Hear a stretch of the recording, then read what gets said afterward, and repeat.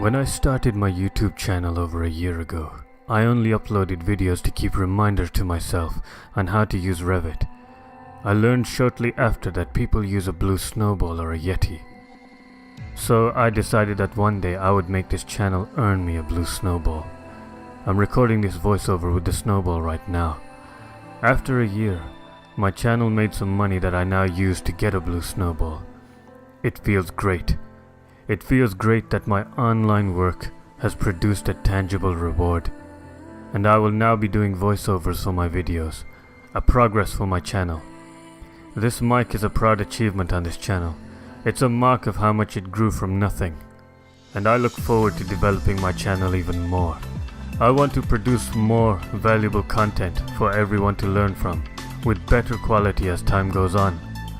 Also, I've recently hit 300 subscribers and 40,000 views. This channel's only going up from here. And using this mic on this channel is a celebration for how far my work has come. My next few goals are to produce 100 valuable videos, to get a DSLR camera, and perhaps reach around 1,000 subscribers.